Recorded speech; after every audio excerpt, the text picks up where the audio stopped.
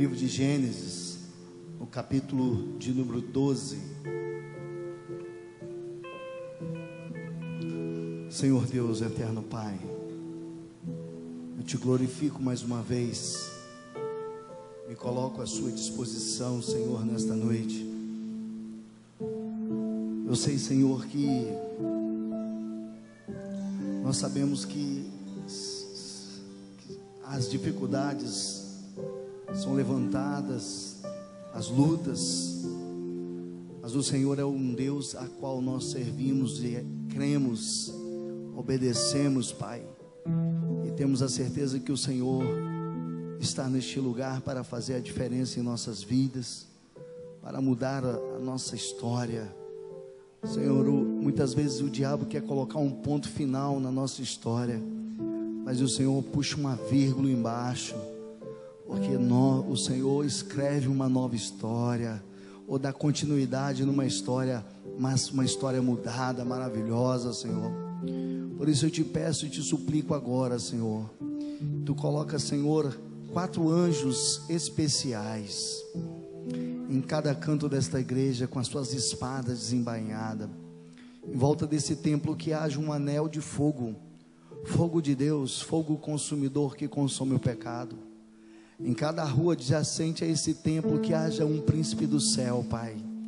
Senhor, nós proibimos agora qualquer interferência do inferno, qualquer oração contrária contra a casa de Deus, qualquer energização contrária, Senhor, contra as nossas crianças, jovens, adolescentes, adultos e anciãos, Pai.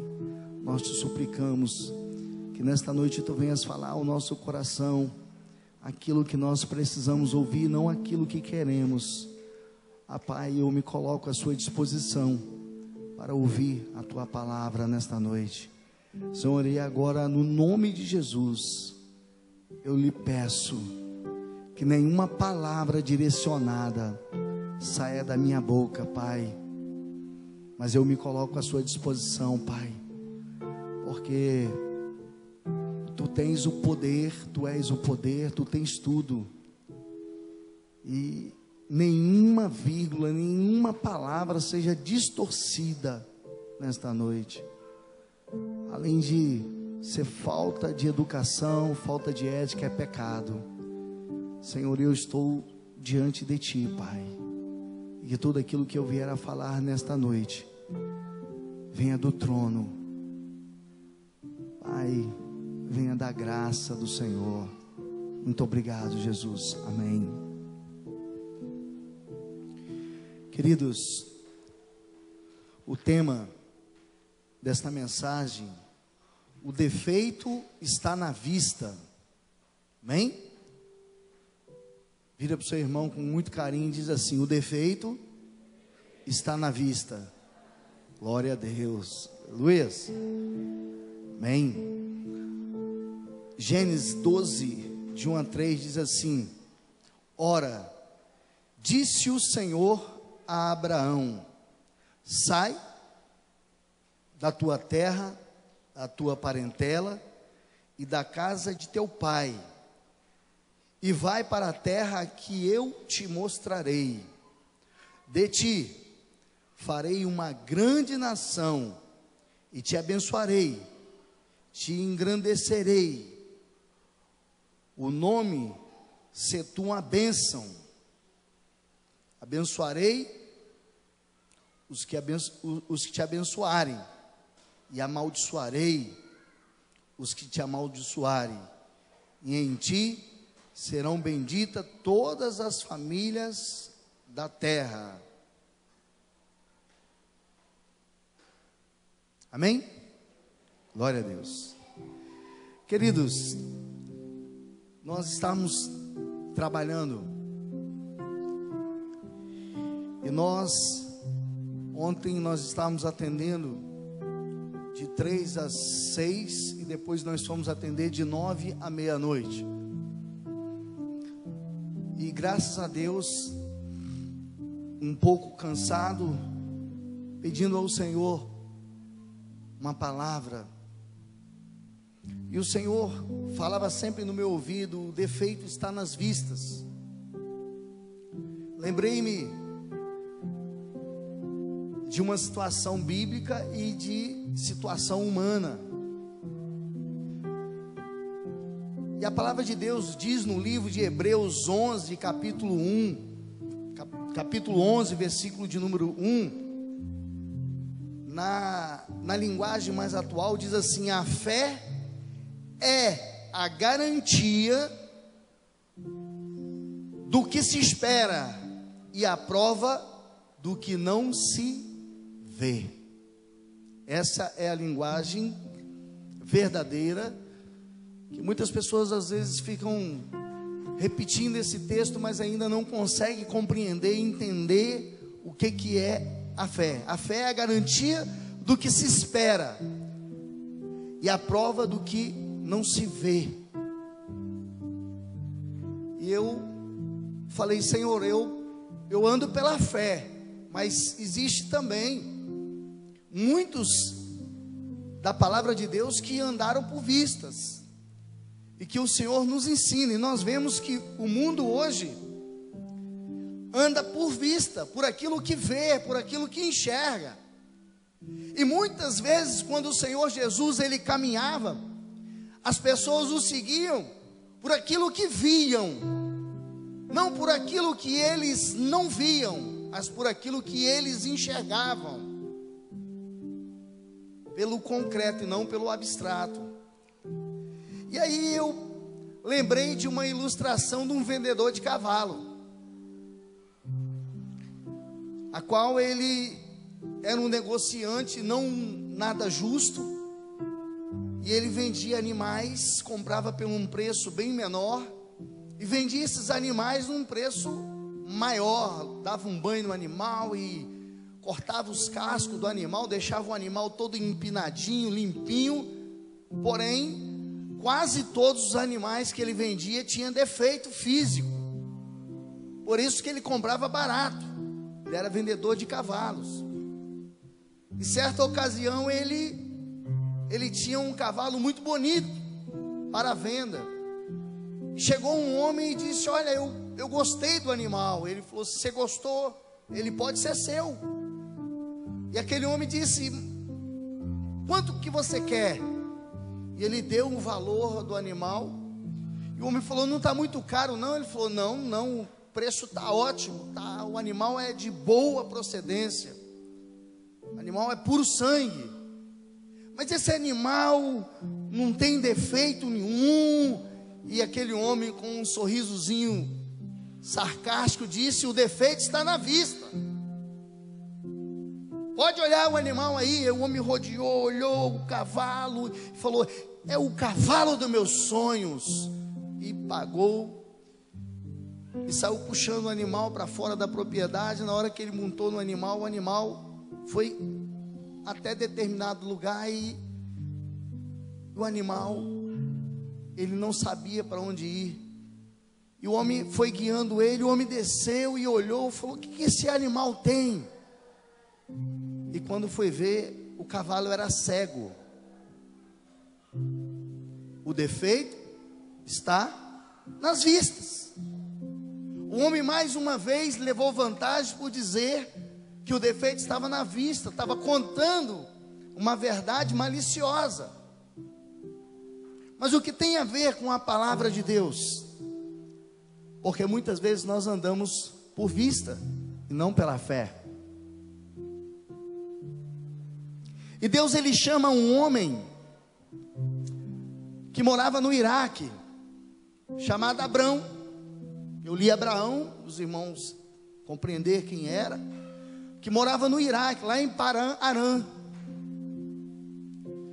E era uma terra que construía ídolos, de toda espécie de ídolos. Mas aquele homem tem um encontro com Deus. Não vamos confundir Jesus, nem profetas, com Deus, com o Espírito de Deus, o invisível, aquilo que nós não vemos, o Espírito de Deus. E Deus assim diz a Abraão: sai da tua terra, da tua parentela, vai para uma terra que eu te mostrarei.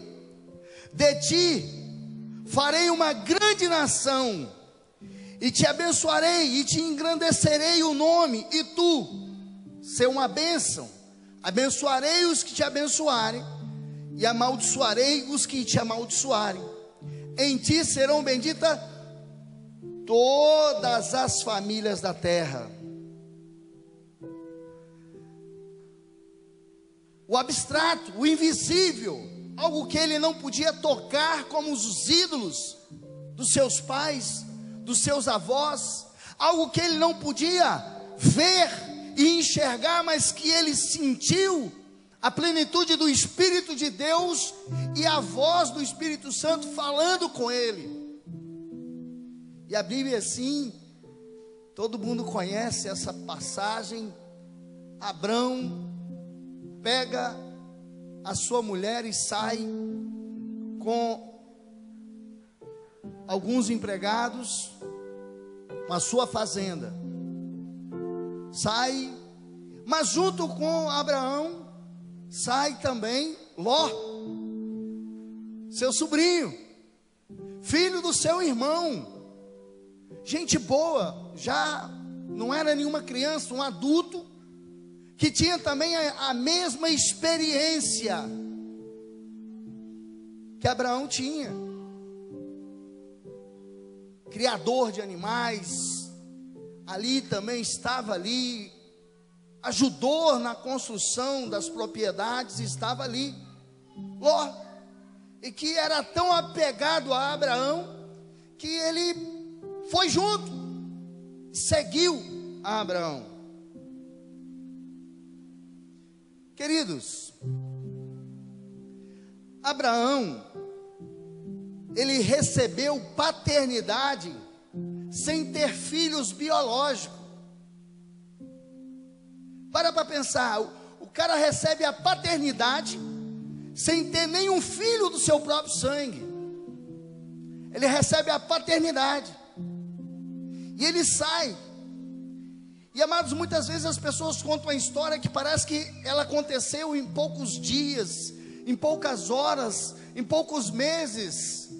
Mas a trajetória de Abraão, ela foi longa. A paternidade de Abraão foi longa, porque tinha que chegar hoje até nós. Tinha que chegar até Israel, tinha que chegar até o Brasil. E a paternidade, ela não pode parar, ela tem que continuar. Queridos, Abraão recebe essa paternidade sem ter filhos biológicos, porque havia dois atributos que fantástico na vida de Abraão. Primeiro era a obediência, porque era um homem obediente à voz de Deus. A segunda coisa, que ele creu. Ele creu naquilo que ele não estava vendo. Ele creu, então, duas qualidades fantásticas para que pudesse exercer a paternidade: obedecer e crer. E ele parte em direção a algo que ele não enxergava, mas que ele sabia, ele cria que Deus assim, em breve iria mostrar para ele. Mas Ló, caminhando junto com eles, muitos pastores, muitos homens, mulheres, crianças, e ali seguia animais. Em um período houve uma mudança no curso desta história, onde precisava tomar uma atitude de paternidade. Agora, Abraão, ele precisava tomar uma atitude muito séria, e uma atitude de paternidade, uma atitude de líder. E muitas vezes o líder, ele toma atitudes na vida da gente que nós não entendemos. Muitas vezes o líder, ele precisa tomar atitudes que muitas vezes nos nos constrange. E nós não entendemos que isso para nós lá na frente vai ser muito bom. E ele vira para conversar com Ló sobre o conflito que estava havendo com os pastores, com os homens, com os criadores dos animais, aqueles que pastoreavam aqueles animais, aqueles que estavam buscando o melhor alimento, aquele que estava trabalhando como homens que ajudavam em os animais a gerar, aqueles homens que estavam acostumados a tirar os carrapichos, que estavam acostumados à castração, que estavam acostumados a tirar a pele, que estavam acostumados a tirar a gordura, homens que estavam acostumados a andar e a caminhar e saber qual é o melhor terreno e qual é o pior terreno.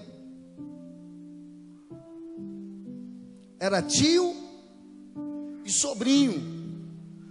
Os dois tinham experiências, sabiam como liderar, porém uma tinha uma visão de Hebreus 11:1 e o outro apenas enxergava o concreto.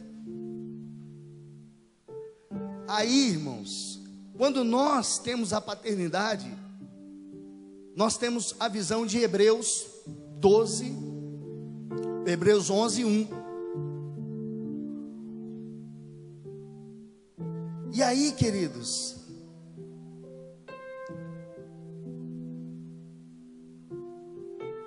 Abraão, ele na paternidade, ele vira para o seu sobrinho e diz: meu filho, eu deixo nas suas mãos a escolha. Se você escolher ir para a direita, eu vou para a esquerda. Se você escolher ir para a frente, eu vou para trás.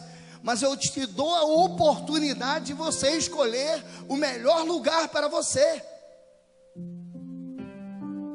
E Ló ficou feliz com a decisão de Abraão. E Ló, ele olhou e viu as campinas verdes. Ele viu que aquele local que ele estava enxergando, na sua visão concreta, na sua visão, onde ele poderia levar os seus animais para uma boa pastagem, os seus animais para poder beber água, e ainda ele viu além, porque ele observou que tinha casas, que tinha uma cidade, onde ele disse: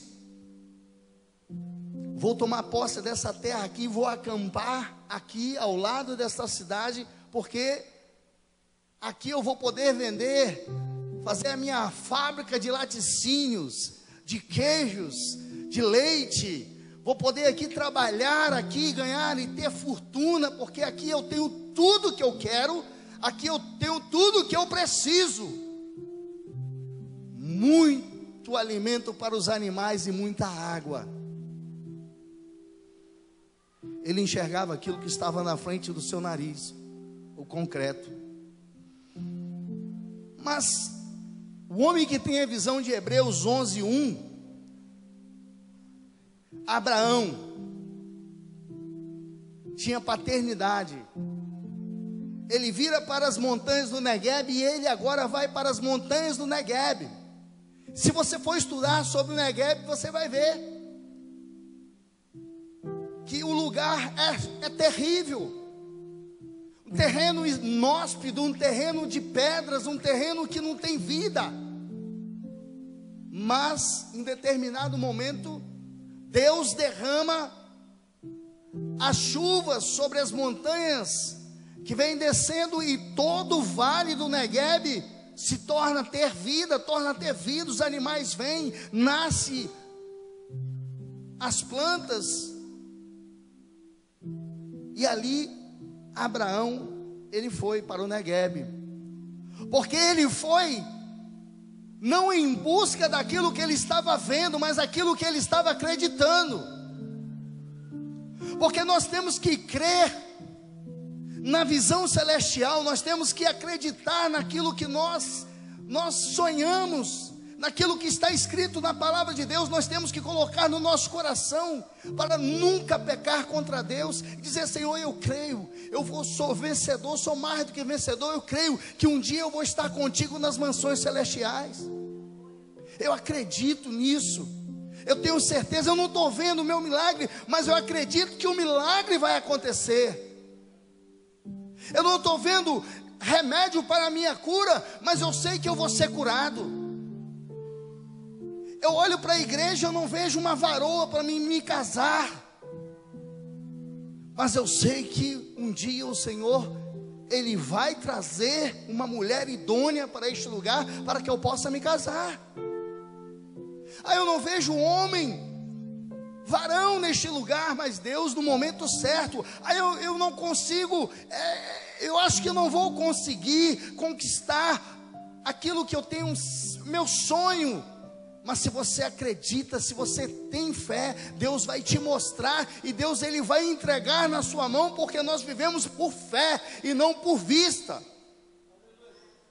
Porque, amados, é muito fácil eu colocar a mão aqui no concreto e saber que esse aqui é um púlpito. Como o missionário Daniel lá no Nordeste, ele chamou o Bruno, os meninos, e falaram: vem cá, vou te mostrar a igreja. Andou 10 metros, parou o carro, falou: aqui é a igreja. Como? Ali debaixo daquela árvore é a escolinha das crianças, aqui é o templo, ali é o batistério. Ele estava enxergando na visão celestial algo que Deus pode sim realizar esse sonho, pode estar fundando algo muito grandioso naquele lugar. Mas é muito fácil eu entrar para 4 paredes e falar: não, aqui é um templo. Queridos,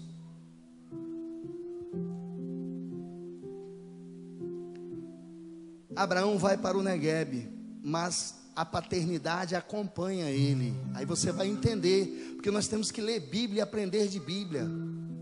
A paternidade vai, e o tempo vai com ele, os anos vai com ele, as pessoas, as crianças iam nascendo, os jovens estavam nascendo, e ele ia com aquela geração. Enquanto Ló, acontece a guerra dos 4 reis, e numa investida dessa guerra dos 4 reis, Ló é assaltado, ele, toda a sua família, todo o seu gado, todos os seus animais são roubados e saqueados, as tendas, e levam tudo. Se liga no mistério, irmãos. Ló agora se torna escravo. Porém, consegue fugir da investida desses homens, e foge, corre até Abraão e diz tudo o que tinha acontecido. O coração de Abraão começa a doer, porque ali tinha paternidade, e ele começa a sentir dores de parto.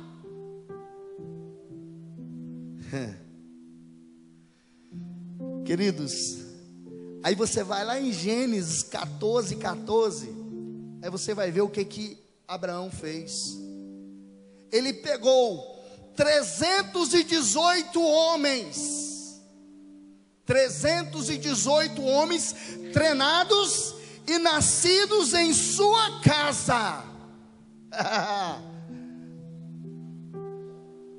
318 homens treinado e que nasceu na sua casa, nascido na sua tenda, nascido na geração da sua paternidade, homens que ele treinou, homem que ele discipulou, homem que era guerreiro, e ele pega esses 318 e sai em investida. Queridos, ele livra Ló, a família de Ló, todos os seus bens. Ele exerce mais uma vez a paternidade, mas ele exerce a paternidade com aqueles que foram liderados por eles, e daquele que foi nascido em sua casa, daqueles que eram obedientes e tinha a visão celestial, visão do reino. Mas Ló continua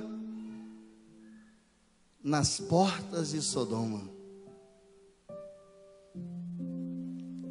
Agora Ló, ele já não estava mais acampado no portão de Sodoma, porque ele achou mais seguro estar morando agora dentro da cidade, nos muros fortificados. Ele esquece da paternidade, ele esquece de Deus, e adentra para dentro da cidade de Sodoma e Gomorra, porque ele sentia que era mais seguro para ele. Queridos, passa a ser um morador de Sodoma e Gomorra. Deus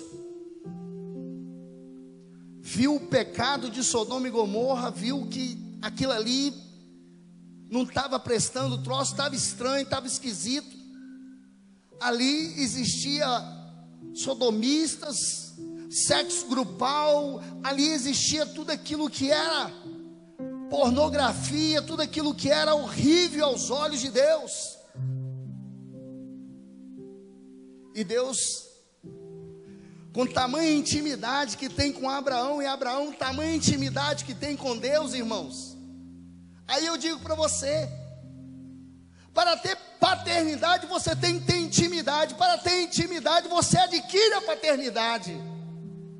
Aí está como adquirir paternidade, é ser íntimo de Deus. A diferença de ser crente, a diferença de ser discípulo, é de você adquirir intimidade, e Deus derramar sobre você paternidade, aonde você tem contrações, dores de parto. Agora, em Gênesis 18, 24, você fica louco quando vê um trem desse. O diálogo de Deus e de Abraão, que se volta para Deus num diálogo franco e sincero, quando Deus diz que vai destruir Sodoma e Gomorra. Em Gênesis 18, 24, Abraão exerce mais uma vez a intimidade com Deus, a paternidade, e diz: mas e se tiver 50 justos?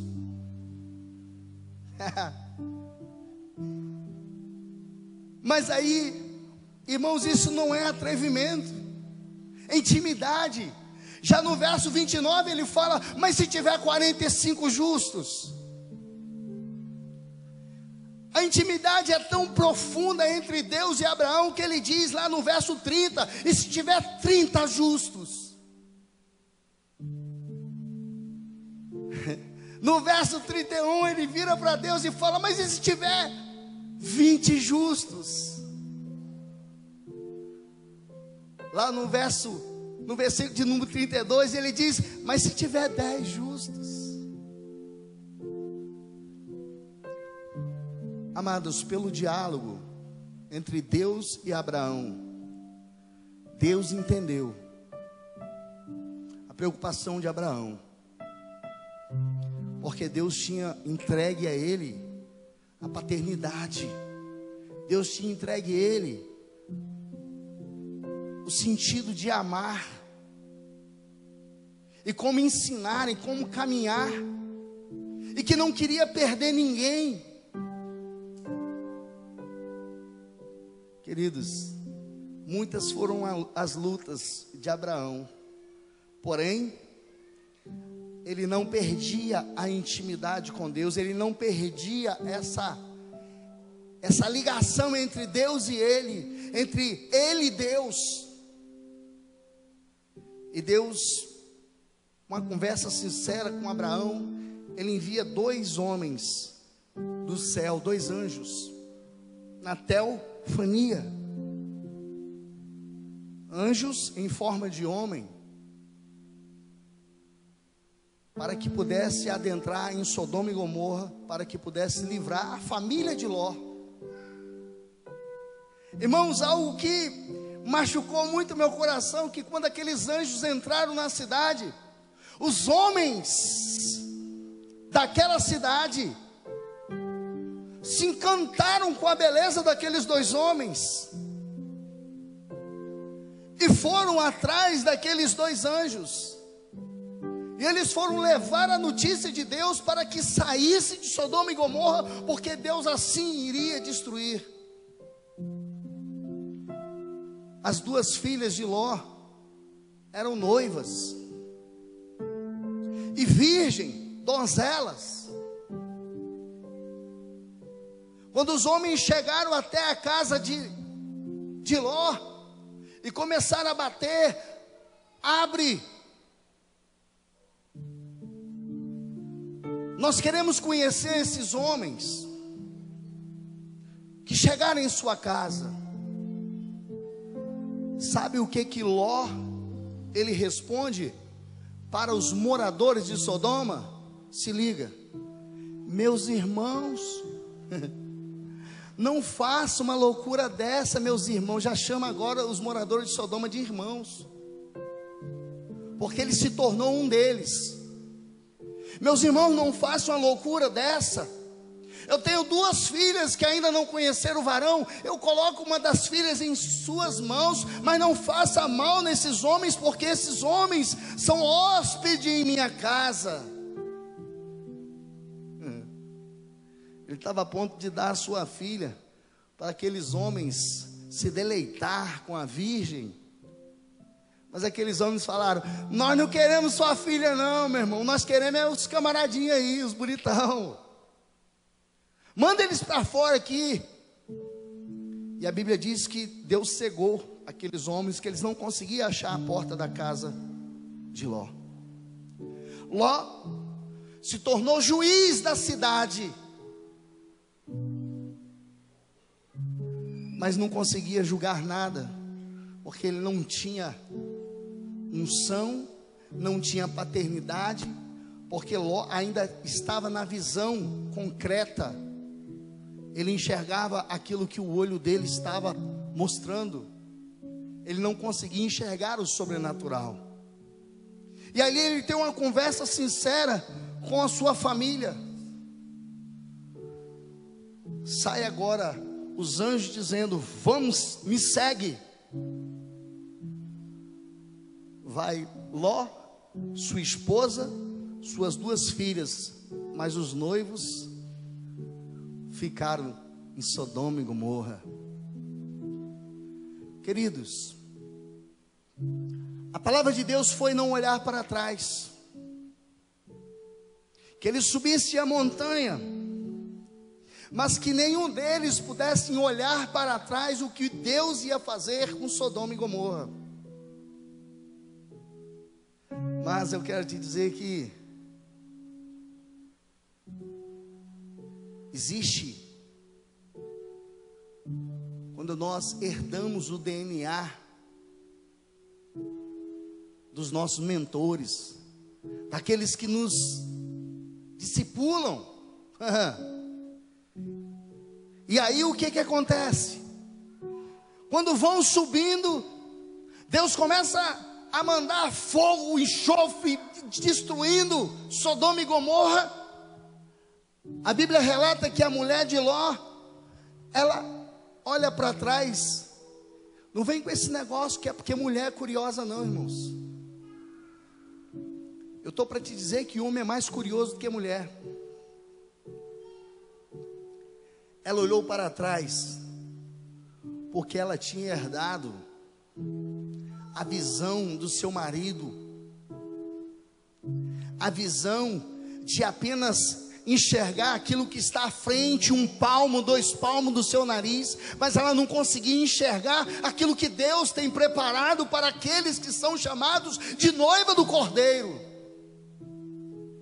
Mas esse olhar para trás chama-se saudosismo. Quantos vêm para a presença do Senhor mas sempre olhando para trás com saudosismo das coisas que se passaram, das coisas que se viveram antigamente. Saudosismo. Foi isso que a mulher de Ló.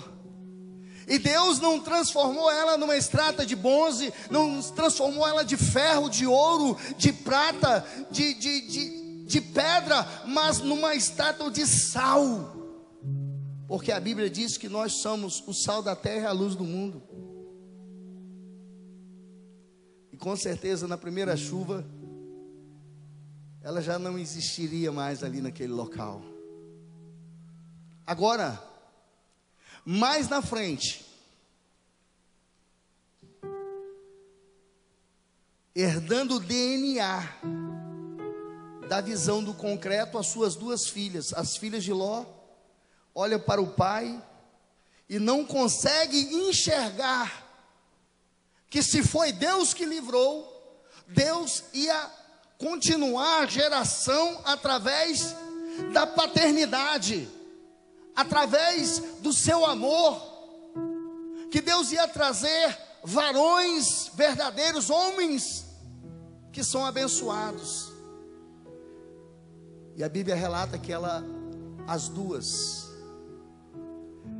por essa visão de querer ver para crer, uma olhou para a outra e disse: não podemos perder esta geração, não podemos perder e embebedar o seu pai, embriagar a Ló. E as duas, a mais velha e depois a mais nova, tiveram relação sexual com o pai. Elas queriam viver o concreto, elas tinham esta visão, herdaram o DNA de tudo tem que você ver e não você crer no sobrenatural. E nasce os moabitas. Conhece esse povo?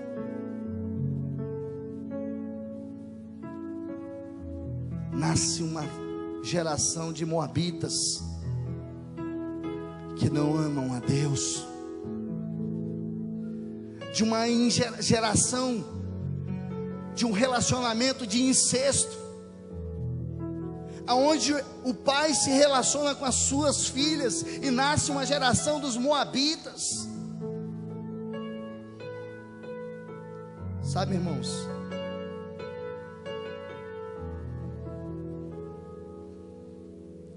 o defeito está na vista.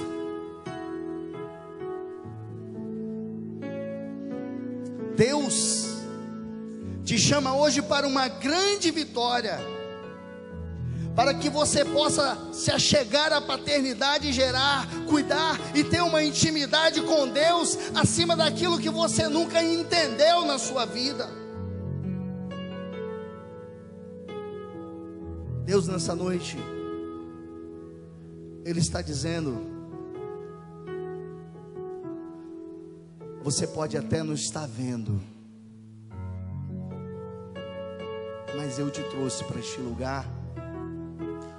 Você pode até não estar entendendo o que está acontecendo na sua família, mas sou eu que trabalho na sua casa.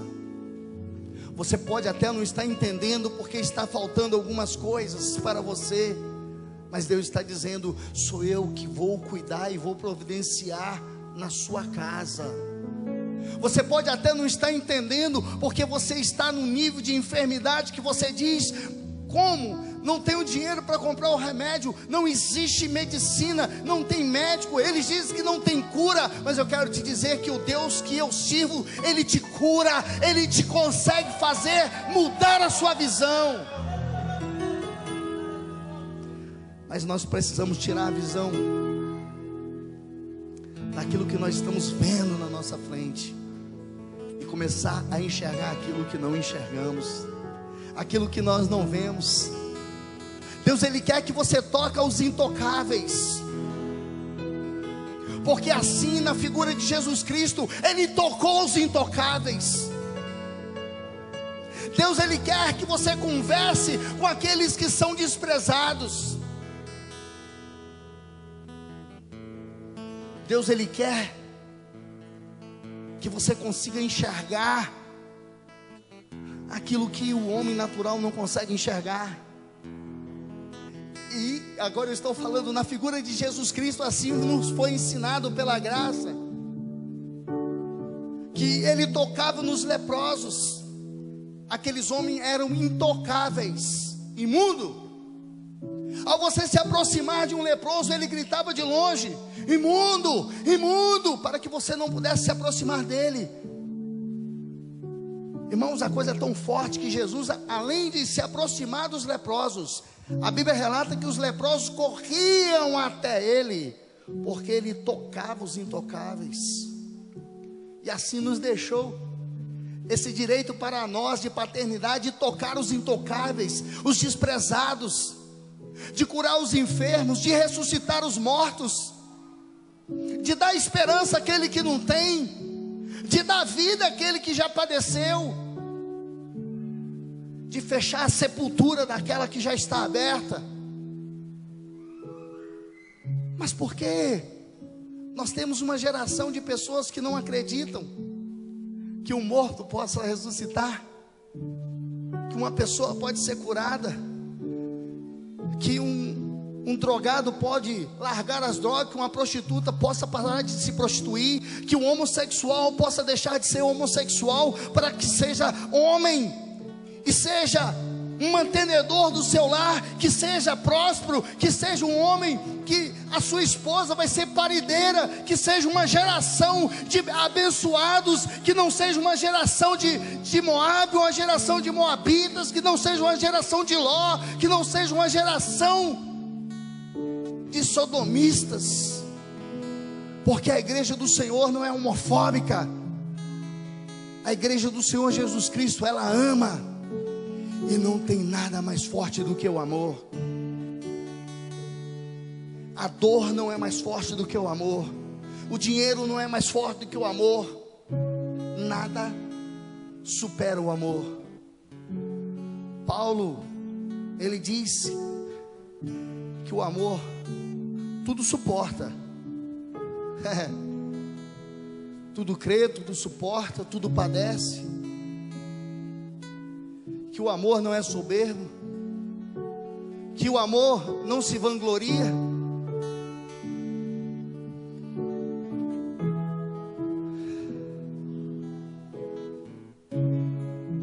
O mais forte é o amor. Tudo crê, tudo suporta, tudo padece. Mas Paulo, ele deixa bem claro: mas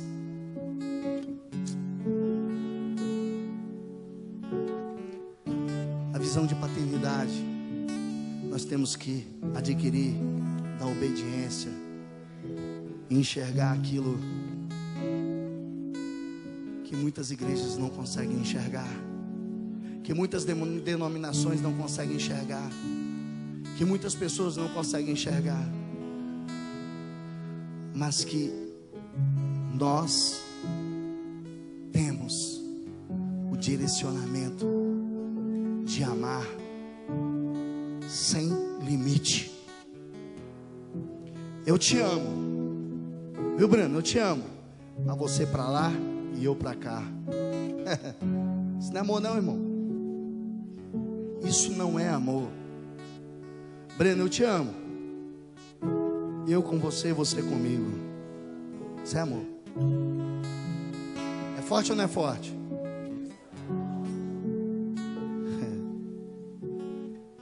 Nós encerramos a palavra nesta noite. Pedimos a você que corra a sua cabeça. Deixa Deus falar ao seu coração através de uma adoração. Eu queria que você falasse: Deus, me dê uma experiência como tu deste a Abraão. Se tudo que foi pregado ali é verdade, que está escrito na Bíblia Sagrada é verdade, eu quero ter uma experiência hoje.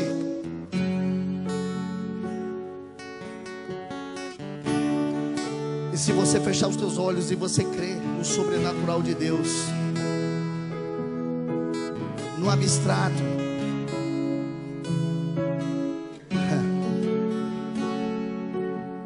aonde a palavra de Deus é bem clara, a fé é a garantia do que se espera e a prova do que não se vê. Vamos adorar o Senhor. Feche os seus olhos.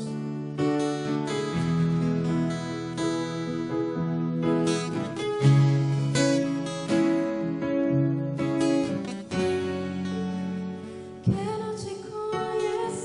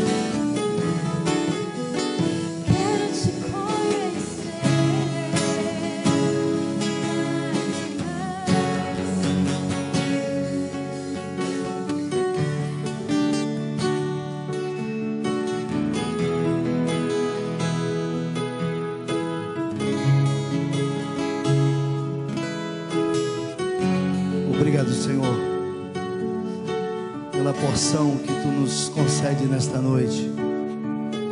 Obrigado pelo privilégio, Senhor, que Tu nos concede nesta noite. Obrigado pelas experiências que Tu nos concede, Pai. Obrigado, Senhor, porque nós queremos ser melhor do que nós somos. Não melhor do que as pessoas, mas sim melhor do que nós somos a cada dia. Queremos ser conhecidos como pais, que tenhamos paternidade, sim. Muito obrigado, Jesus. Muito obrigado, Deus. Muito obrigado, Espírito Santo, que se move em nós com gemidos inexprimíveis. Muito obrigado. Muito obrigado. Aleluias. Glória a Deus. Amém.